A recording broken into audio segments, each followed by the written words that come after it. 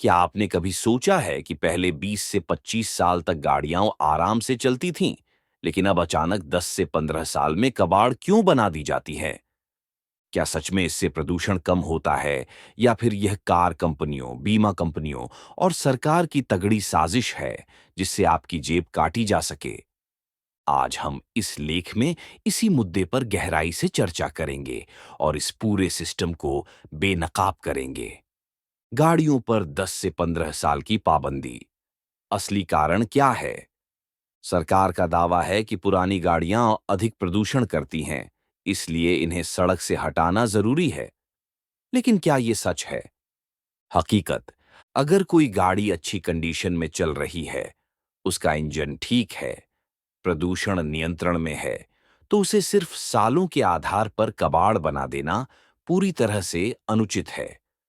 लूट की असली वजह, नई गाड़ियों की बिक्री बढ़ेगी, ऑटोमोबाइल कंपनियों का फायदा, नया रोड टैक्स, बीमा, रजिस्ट्रेशन चार्ज लगेगा, सरकार को भारी कमाई, जबरदस्ती कबाड़ बनाने पर स्क्रैपिंग इंडस्ट्री को फायदा, लोन और ईएमआई के जाल में लोग फंसेंगे, इलेक्ट्रिक वी इलेक्ट्रिक गाड़ी बेचने का दबाव बढ़ेगा। क्या पुरानी गाड़ियां सच में ज्यादा प्रदूषण करती हैं? सरकार का दावा है कि पुरानी गाड़ियां ज्यादा धुआं छोड़ती हैं और पर्यावरण को नुकसान पहुंचाती है।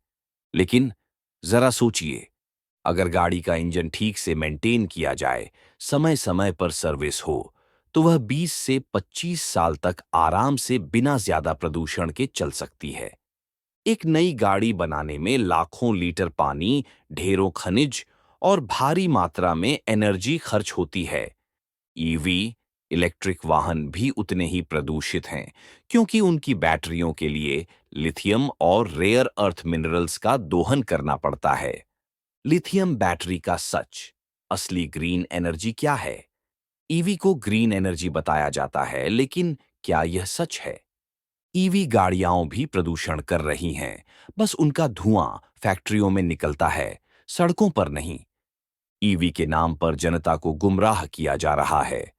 लिथियम माइनिंग की सच्चाई, लिथियम निकालने के लिए हजारों टन जमीन को खोदा जाता है, जिससे पर्यावरण को भारी नुकसान होता है।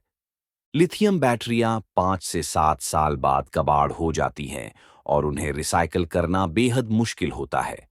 इन बैटरियों की माइनिंग के लिए अमीर देश गरीब देशों का शोषण कर रहे हैं।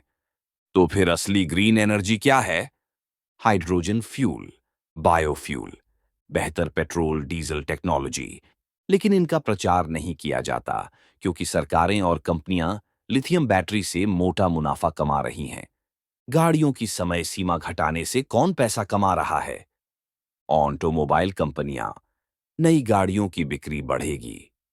बीमा कंपनियां, नई गाड़ियों का बीमा महंगा होता है, ज्यादा मुनाफा। सरकार, रोड टैक्स, ग्रीन टैक्स, नए रजिस्ट्रेशन से कमाई। स्क्रैपिंग इंडस्ट्री, पुरानी गाड़ियों की जबरन स्क्रैपिंग से फायदा। तो नुकसान किसका हो रहा है? आम आदमी का। सड़कें खराब, टैक्स डबल, फिर भी जनता पिस रही है। अब एक और बड़ा सवाल, जब सरकार गाड़ियों पर इतना टैक्स वसूल रही है, तो सड़कें इतनी गरीब हालत में क्यों हैं? भारत में गाड़ियों पर दुनिया के सबसे ज्यादा टैक्स लगते हैं। कार की बेस प्राइस 5 लाख रुपए, जीएसटी प्लस सेस 2 लाख रुपए, रोड टैक्स 50,000 रुपए, इंश्योरेंस 50,000 रुपए, आरटीओ रजिस्ट्रेशन 25,000 रुपए, टोटल कीमत 8,25,000 रुपए। मतलब गाड़ी का असली दाम सिर्फ 5 लाख रुपए था, लेकिन सरकार और कंपनियों ने मिलकर इसे 8,25,000 रुपए बना दिया। फिर भी सड़कें टूटी हुई मिलेंगी, खराब सड़कों के कारण एक्सीडेंट होंगे, हॉस्पिटल का बिल भरना पड़ेगा।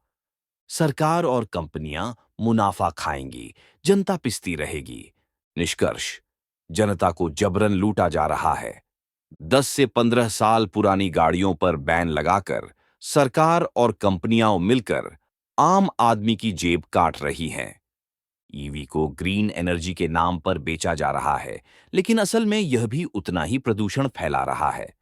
गाड़ियों पर टैक्स बढ़ाकर जनता की खून पसीने की कमाई लूटी जा रही है, लेकिन फिर भी सड़कें टूटी हुई हैं। क्या हम इस सिस्टम के खिलाफ आवाज उठाएंगे या फिर सरकार और कंपनियों की इस लूट को न्यू नॉर्मल मानकर चुप रहेंगे? अगर सच में प्रदूषण रोकना है, तो बेहतर टेक्नोलॉजी पर जोर दो। पुरानी गाड़ियों को जबरन कबाड़ मत बनाओ। अगर सरकार जनता की भलाई चाहती है, तो ईवी के साथ साथ हाइड्रोजन और अन्य क्लीन एनर्जी ऑप्शन को प्रमोट करे। सड़कों का इंफ्रास्ट्रक्चर सुधारे ताकि एक्सीडेंट कम हो, जनता की जिंदगी बचे।